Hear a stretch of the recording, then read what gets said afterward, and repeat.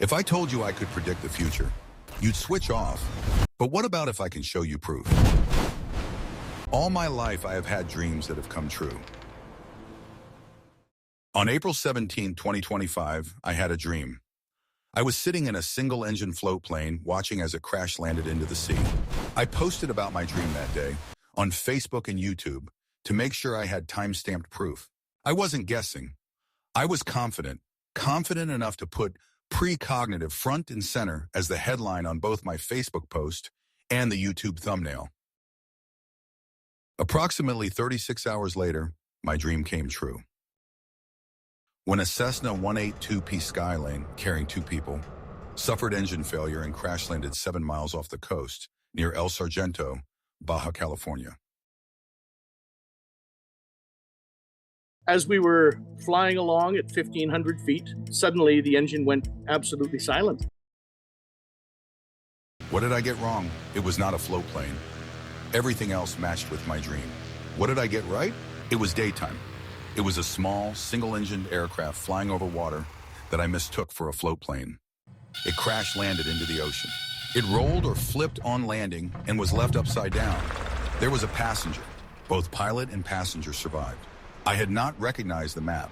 It was not in Australia. It happened within 36 hours of my dream.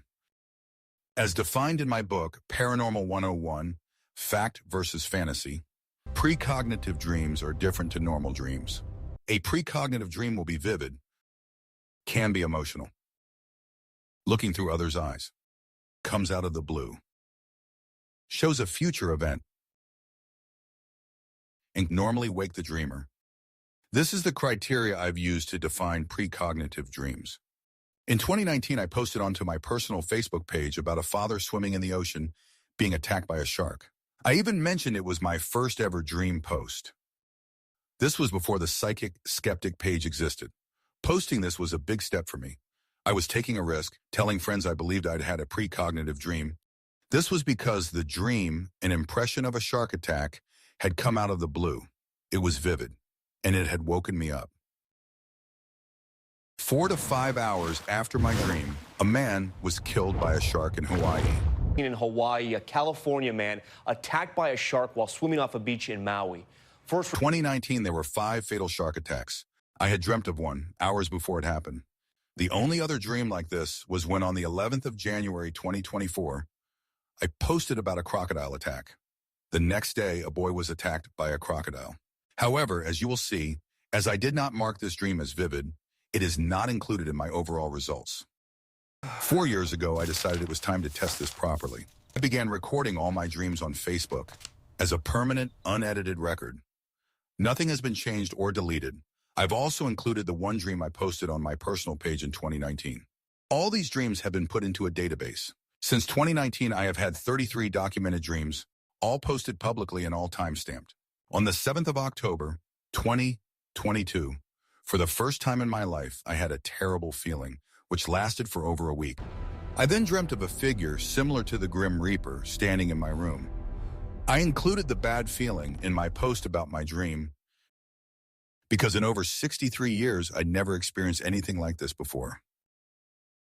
In the next 2 weeks, 2 of my friends each lost an adult child unexpectedly.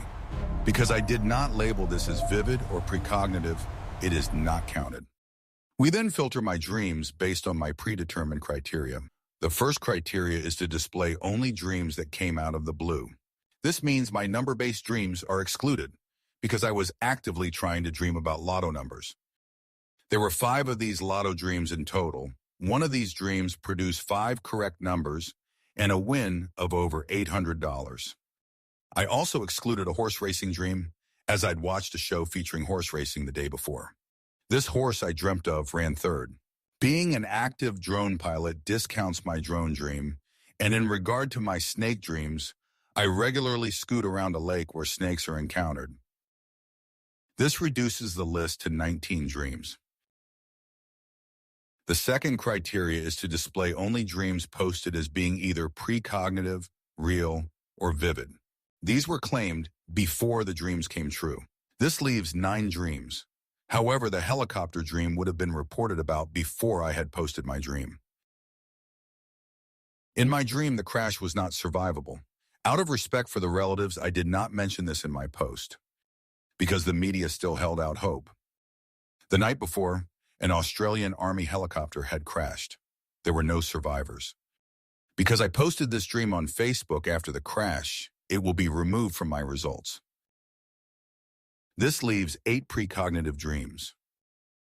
The hit on the head dream only resolved itself 2 weeks later when my partner told me her grandson had been hit on the head by an emu. Because it did not occur within 7 days, this dream is marked as not coming true. This means out of my 8 predictions, 7 came true. That puts my accuracy at 87%. Interestingly, if we select dreams not deemed to be too general, that reduces the results to 6 dreams with an accuracy rate of 100%. As you can see, these results are hard to explain as chance once you apply strict criteria. But this wasn't the first time I'd recorded my dreams. In 2007, I attempted to enter the Australian Skeptics $100,000 challenge. Again, as documented in my book, Paranormal 101, Fact versus Fantasy, I submitted 7 dreams like those in this video, including one predicting a terror-linked mass shooting at the Empire State Building 5 years later, in 2012. In 2012, there was a mass shooting outside the Empire State Building, the first since 1997. 7 dreams tested, 6 came true. That's an accuracy rate of 85%. The response? The skeptics dismissed every result as coincidence.